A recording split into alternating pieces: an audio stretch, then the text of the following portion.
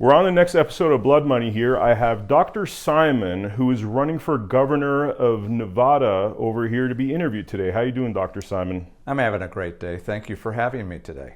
Thank you for coming. I've been following your campaign, and I got to tell you, it's very interesting to have a doctor with your level of experience involved in this governor's race. Tell me, what compelled you to run for office?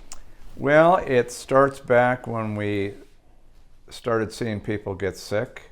Then we found out about this virus. I gave up my practice and I went and volunteered in an understaffed ICU in Colorado, where I saw despair and a fair amount of helplessness. Not only patients, families, stories that we heard about, the staff as well. And it was to a point that people didn't want to communicate and walk in the hallways much, and elevators were taken in different stages where everything was just free and easy. And after a period of time, I realized that there was way more going on than this. Then the information came out about the pharmaceutical companies, information came out about a push for ventilators. We had a difference in how the clinical situation looked and how we treated them.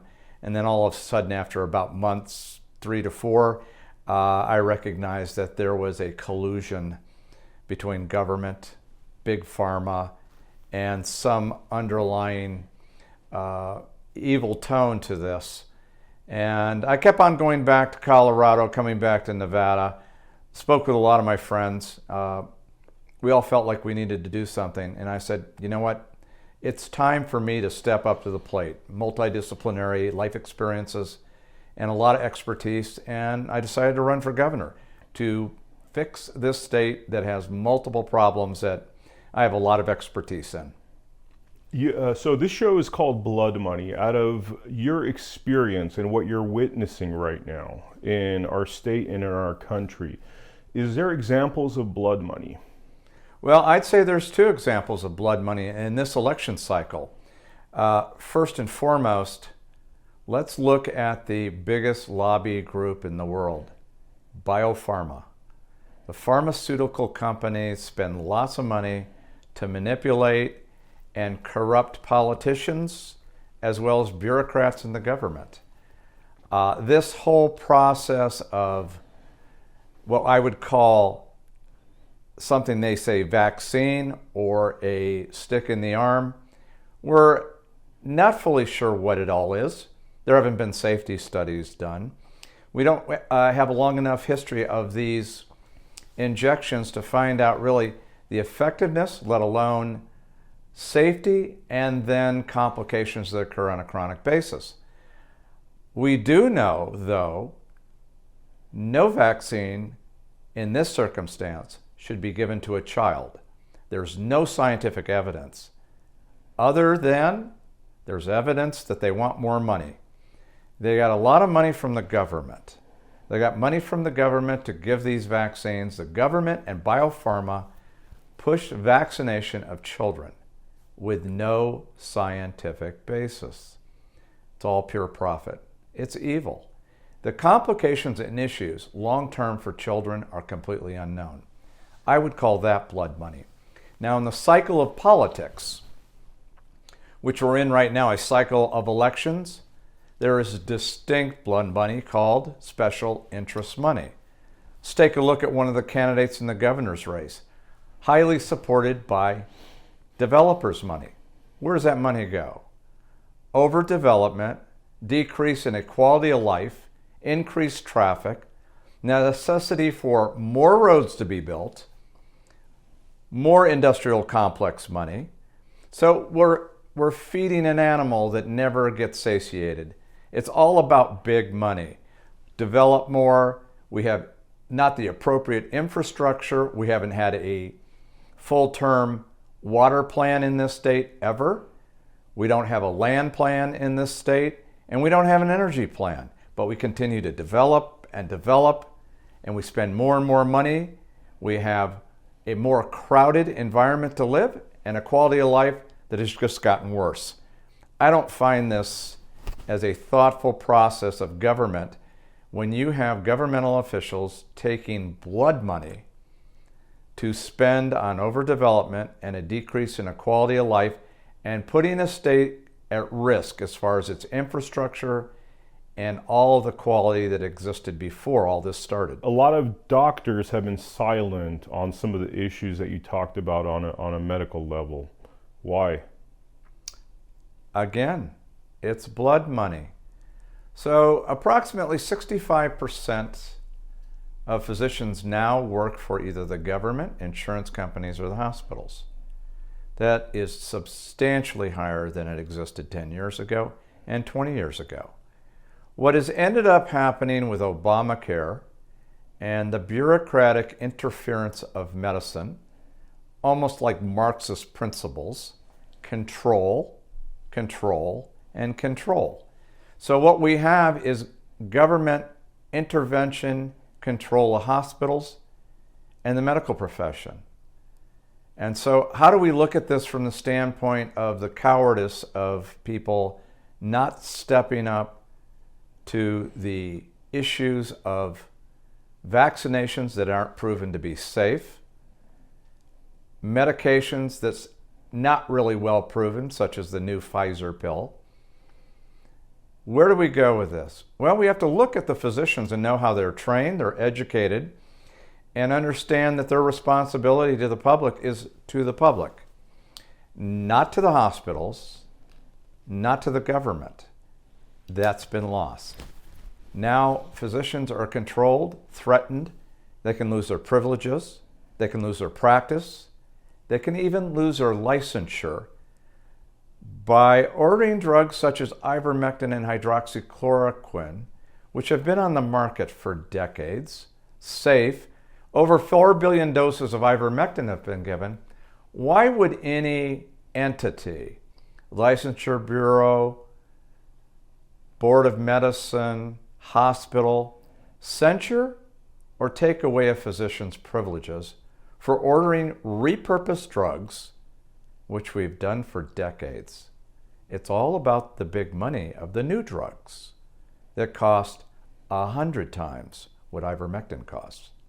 In your career, you've seen some really serious things. I was listening to you talk at a conference about a week back, and you're talking about dealing with trauma patients, people with gunshot wounds, people involved in gang warfare. Do you want to talk a little bit about your experiences in that world?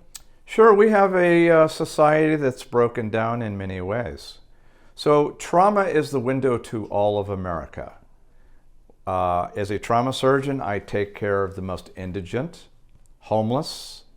I take care of gangsters, the young gangbangers out on the street who stab, beat up, shoot.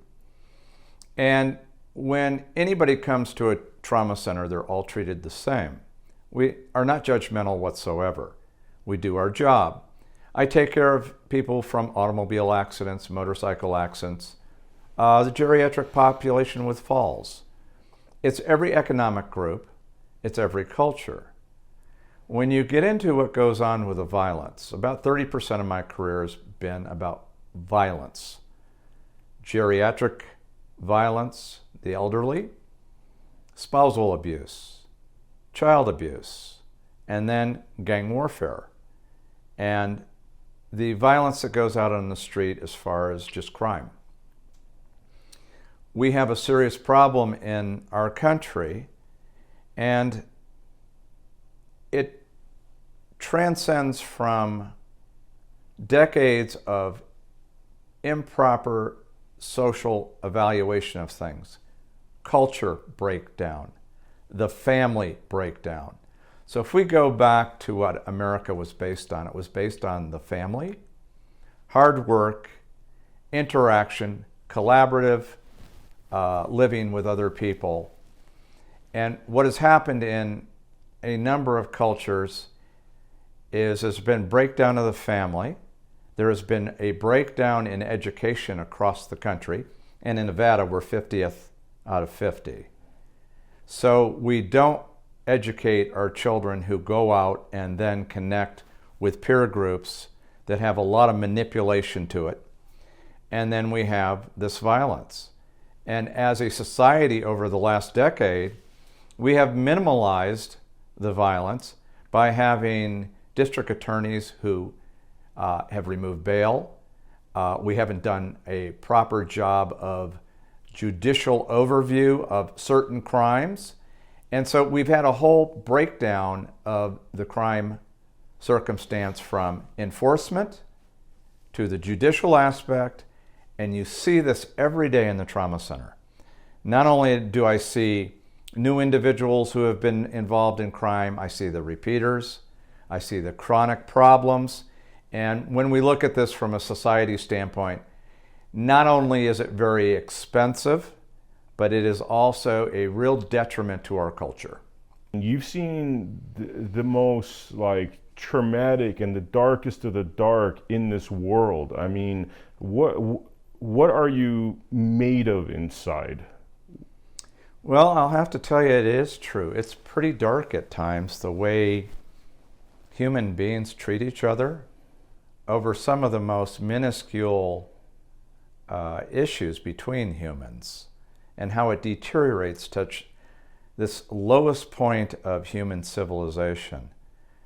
I've spent a long time over the years developing my skills. I wasn't the doctor and the man I am when I first started, to as I transcended and trended through my career. It was a mental and emotional process in regards to just what I was doing. It was an educational process mentally on the other side. First of all, you have to develop the background training, then the technical ability, but then you have to incorporate that with a mental frame of mind where you realize that you must be controlled in chaos. And this is controlled chaos. And as the leader of the controlled chaos, as the trauma surgeon, you have all technically your things that you're doing as well as other personnel around you. And so you have to stay in relatively control of your own emotions and mentation so that the team functions correctly to save anyone's life, whether it's a gangster or it's your next door neighbor. Our job is simply do the job, run the drill, and keep the emotion to a minimum. So what am I made of? I am a self-contained, relentless, tough human being who recognizes that when I have a major trauma issue, I need to solve that as quickly as possible because the next one may be coming in within minutes. And as a trauma surgeon in a major trauma center, you're on task for 24 hours at a time. And you may not sleep 1 minute of those 24 hours. So during your training, you learn to control your mind and you learn to control your emotion. And we're a unique breed. Trauma is a very, very unique specialty in medicine. It's controlled chaos with instantaneous response to issues. You can't go run and look at a book. You've got things happening instantaneously that you better know what you're doing. You better know what the algorithm is to try and treat the problem. And that doesn't mean we always know what we're doing, but we're pretty skilled mentally and we're pretty skilled emotionally. Some of the things you've seen, I mean, when soldiers go out there and fight in wars and see people with gunshot wounds and all kinds of horrible injuries, a lot of them go through post-traumatic stress disorder. Have you ever, had such challenges? And if not, how do you detach yourself from some of the carnage you've been seeing? Well, the first and foremost, I will tell you, I have trained many military doctors to go into battle and take care of their fellow soldiers. And they've gone to Iraq and they've gone to Afghanistan, and I've also taught the medics who have a lower level of education than doctors. But we try to give them a level of expertise to understand what they need to do under the circumstances they're in. So I would always tell everybody, I didn't shoot them, I didn't stab them. I'm not the one intoxicated driving into somebody or else into a tree. I'm the one that fixes them. So first and foremost, recognize who you are. You're the medical professional taking care of the issue at hand. You did not cause it, so you don't take on that burden. You will see some pretty heinous crimes on human, and you've got to retract yourself from that in the immediate acute period of time when the patient comes in. Because you have to focus on the injuries. You have to focus on what you need to do to help that patient and or save their life. You can deal with that emotion at a later time. So the bottom line is getting the perspective of who you are, what your obligation is at the time you're taking care of these patients. Pretty simple. You didn't cause the problem. You're there to do it as best you can, fix the problem based upon getting educated, trained, and providing yourself with a stability of mental and emotional calmness to focus. But what are your top 5 strengths that would make you a very strong governor? Well, I'm not a reactionary person because I've had such great experience at controlled chaos. I always tell my children, look, you can react to something or you can recognize the issue and then take an action plan. And so basically what you have to do is recognize an issue. Then you got to be thoughtful. Then you got to be a little academic, which is, what's the history of the problem? There's always histories to problems. What's the trend of the problem? And how did we get to it where we're dealing with the problem right now? Then you sit there and look at what are the solutions. And then you have to look at what are the solutions and how does that affect the state, the community, and the citizens. And how does it affect it economically? Well, the same thing happens in the trauma center. You have economic issues, you have things that affect other people, and you have options of doing things. So first and foremost, I think I would say I'm a reasonable leader. I'm very prudent at what I do, but I'm very demanding. I've been known to be demanding, and I think when you're dealing with people's lives, I have a right as a leader to be demanding so that we optimize what we do. In government, I see it the same way. Taxes are the citizens' money. We have an obligation to spend it wisely and in the best benefit of the citizens and the state overall. But I really believe in local government more than anything else. And that's just like I do in relationship to how we practice medicine. Local physicians, independent physicians. Then they come to the hospital and the hospital oversees a small modicum amount of the practice. The state needs to allow local government to function well, fund local government, let citizens in the local area be determinate of what they want to do, school boards in local areas, how they deal with their own problems in relationship to development. All of it should be at the local level. And then what do you have? You have a leader as a governor to try and coordinate the entire state so that it's reasonably equitable and also works as far as state government.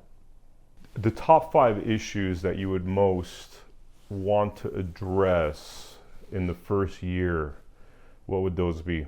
I think top 5 problems are really out there and they're very dominant and everybody sees them. Number 1, let's look at education. It's the foundation of any society. We're 50th out of 50. Money doesn't fix it. We teach more ideology than we teach arithmetic, English, and all of that. We need to get the ideology out of the schools.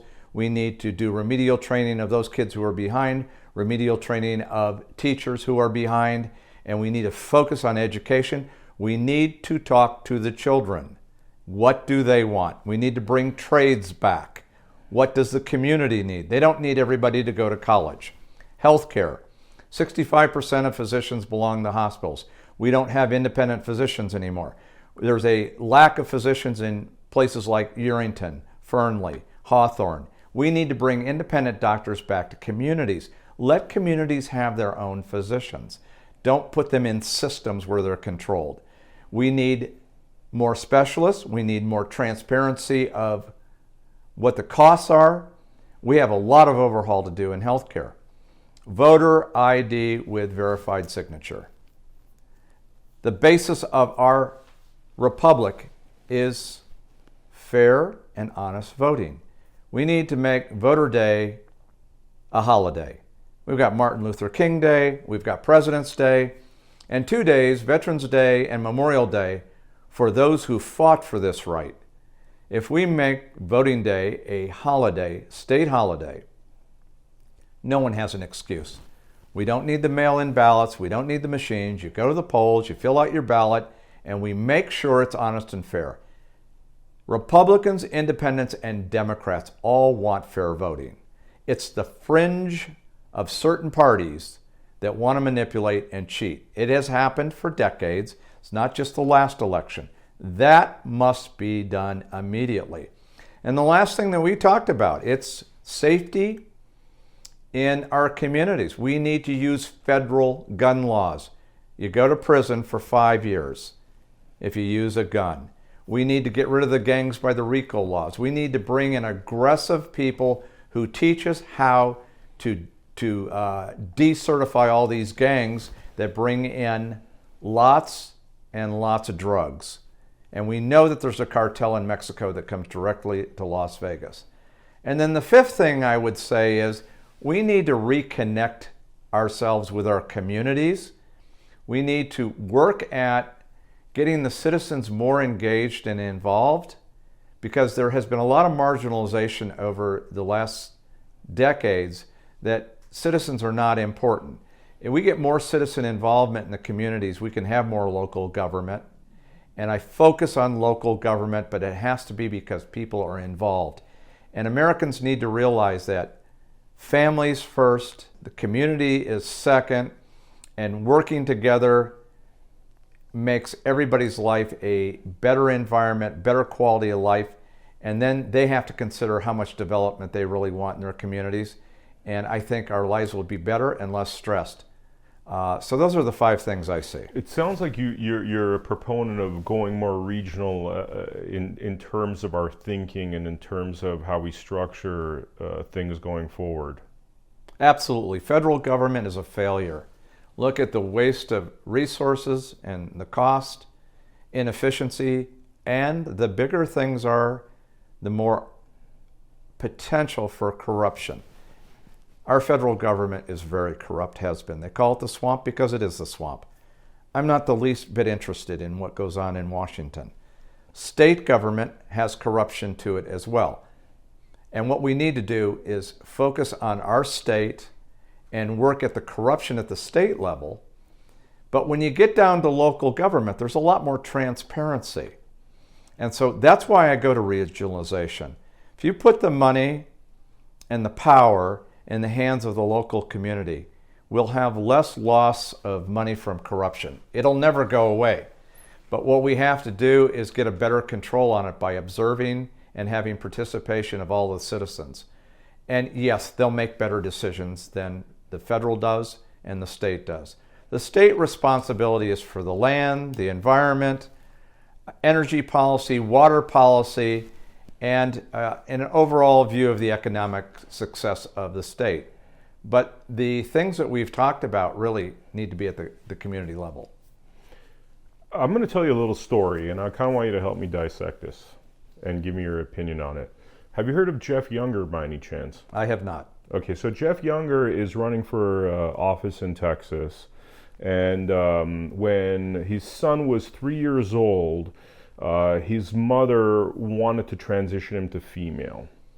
And so Jeff Younger and his mother had a divorce. The family law courts gave full custody relatively quickly to the mother Father's completely cut off from the child's life. The child's now 9 years old and going through hormonal therapy because of a psychotherapist that was hired by the mother while leaving all other psychotherapists' opinion because the child went through various psychotherapists. Actually told a couple of them that he was fine being a boy, but through this court system and this one psychotherapist, the judge said that the mother could transition the child at 9 years old. So Jeff Younger, a week ago, went to the University of North Texas to do a speech about how such transition should not happen before a child is an adult.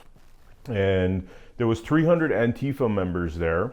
They attacked him, they spat on him, they called him a deadbeat dad. It was a very ugly scene, while they're also, drawing the old communist symbol, I think it's like the sickle or whatever, on the chalkboard, doing salutes, all kinds of communist salutes. I know when you were growing up, this sort of thing wasn't happening. I mean, what's your opinion, thoughts about this story that I just said? Well, let's look at this from the big picture down to the smaller picture. First and foremost, I'm a faith-based constitutional conservative. My faith leads me first and foremost. I've been very fortunate to go to great universities and have the opportunity to have a significant background in a lot of different things. One thing I understand more than anything else is common sense. And so we're talking to a public that, for the foremost part, most people don't go to college. Most people don't have the blessings of being able to go to medical school. But we are all born the way we are anatomically and genetically. So that's a fact. Secondary, we are born into different families and different cultures. Culture and parents should not change the natural eminence of life, which is, if you're born as a male, you're a male. If you're born as a female, you're a female. When we look at transgender, it doesn't even touch 0.6% of the population, and that's probably an exaggeration. One of the things that happens in society when you look at it on a sociologic standpoint is that if you keep repeating the same things over and over and over and over, people start believing things that aren't true. This is ideology. It's the classic basis of Marxism. So the response you're telling me of Antifa is Marxism ideology. It's like a bunch of sheep following a dog. They don't think. When you look at this particular circumstance, it's a mother who has her own psychological, emotional need to do something to a child. That should be illegal. That is immoral. The child should be able to grow up and go through a process of maturation that is the normal process of life, and then you address things as an adult. No child should be getting hormonal therapy based upon somebody else's input of gender identity. Now, if there's a specific disease, hormonal therapy would be appropriate, deemed that it's the right diagnosis and something that needs to be done. If the story you tell me is correct, and this is commonly seen, there's outside influences to the normal process of a human being's maturation. It can be peer pressure, it can be schools, and it can be parents. That, in my opinion, is unethical and immoral. The father was doing the right thing. The mother had no business doing something to a 3-year-old. Even the medical profession, I would take the stance, they have no right, ability, and I would put it in law, that they cannot attempt to change a child's sex by giving any type of drugs. It makes no logical sense, makes no scientific sense, and makes no embryological sense in regards to that child's development.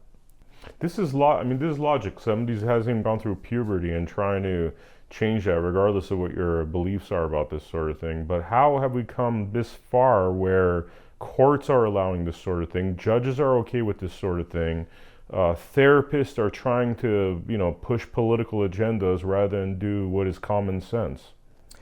I would be the one to tell you, after being in 17 communities, which are towns and cities in Nevada, talking to all types of citizens, I think to a degree the fringe radical groups have been in control of these issues based upon just pure organization and push. And some of it's evil. And we, as the other part of society, haven't pushed back hard enough. And what has happened over the last 10, 15 years, not only on school boards, but as far as DA and judges, the fringe people have been elected that will support the fringe ideology. And if you look at this particular case, this does not make any scientific, common sense, intellectual sense, taking 3-year-olds and trying to manipulate who they are sexually without having a full complement of developmental process go on. 3-year-old will be different at 5, which will be different at 7, which will be different at 12. And we know that our brain's not fully developed till 25. So what people are doing is they're connecting to their own emotional and peer pressure drive of really fringe behavior that we as a society have allowed. And we just need to stop it. And I am a leader that's sitting here telling you that this type of behavior and circumstance, this is child abuse. And this should not be allowed under the law. And someone has to protect people where these fringe organized groups try and change the continuum of life that's existed for years. Go back. We didn't have this 40 years ago, 30 years ago, 20 years ago. But what we have seen is a fringe level of America that has great control over us on a visual standpoint, television, movies, and a preponderance of misinformation, and then they're taking it to this nth degree. It's pretty evil. Are you hopeful of the future of this country? I'm very hopeful, and I'll tell you why. Is what I just told you. There are hundreds and thousands of people out there who have felt marginalized, who have not been engaged. If they want this country to be the country that has existed for the past 2 centuries, it's time for them to step up to the plate. In the state of Nevada, they need to step up to the plate with me. We need to stand against these things. We need to do it intellectually, with good emotion, and we should do it with reasonable behavior. We don't have to get out to the fringe where they have been. We attack this by being a group of people who say no to nonsense, no to evil, and we take control of our own state. We do this by electing the right people. We go out and find great candidates. We do that at the school board level. We do it at the assembly. And when we got radical people in there, we basically don't let them gain control of the power. We allow this to happen. And we, the citizens, must stand up, find the right leaders, and push against this. Good always beats evil. Always. But good has to be as organized as evil is. Dr. Simon, in closing, is there anything you'd like to say? Is there anything that we didn't touch upon that you'd like to speak about? Well, as a human being myself, my power and glory comes from God. And my direction in my life seems to be driven by the higher power. And I think we all need to listen to our inner core and recognize we are all great because we've all been created with greatness. We need to find that greatness. We shouldn't be marginalized by other human beings, and we should never think of ourselves secondary. I'll tell you a little story. One day I had a resident talking to me, and I had just operated on a patient, and there was a conversation about the patient being a particular culture, and I basically said, "Oh, you're mistaken. See, you go 2 millimeters into the skin and everybody's the same." And I said, white, black, Native American Indian, Hispanic, once I go through 2 millimeters, the tissue beyond that all looks the same. And I looked at that resident and I said, you were going there and you said something that I get from your bias of growing up. And he looked at me and we had an understanding here. We as a society pick really small negative things to drive a lot of what we do in life. And if people think skin color means something, fine. Look where it came from. When we look at whether someone's beautiful or ugly, in whose eyes? When we look at somebody and evaluate them from the content of their mental capacity, everybody has a great gift. We as a society have become less and less tolerant of each other and more critical. The final thing I would say is, look, most of us have our own demons inside of us, and everyone has their own fallibilities. Maybe we focus on ourselves more, and we come together more, and we can do that in the state of Nevada, and we can be the greatest state in the union by helping each other and being more tolerant and understanding of each other's differences in how we grow up and differences in what we're given by God, because everybody's special. One last question that this brought up. If there was a historic, they say the past is precedent, right? So if there was another time in history that we are currently seeing the repetition of right now, when would that be? Well, that's a contemplative question that, here I am, I'm going to use my trauma surgeon that I'm not going to react to. I've got to get an action here. And if I think about it, from a standpoint, if you go back historically, you look at all quote unquote great societies, and I'm not sure they were great societies because they weren't democratic and they weren't republics. But societies that had stability, and I'll say that, stable societies all crumbled the same way, from within, not from without. And so that's what I'm seeing in the American society. We have civil disobedience commonly. We have anarchy, such as we saw in Portland and Seattle. But isn't it interesting? It's turned on and it's turned off. So it's manipulation. It's not real.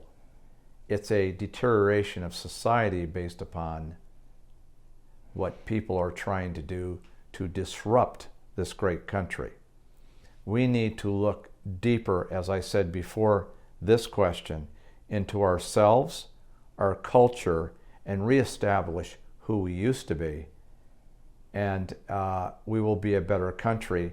And hopefully we don't do what all these other great stable societies did, and that was disrupt and destroy themselves from inside.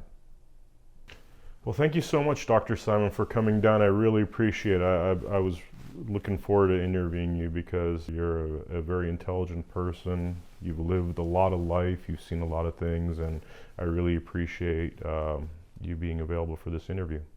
Really appreciate it. It was a really fun time being with you, and it was a nice challenge.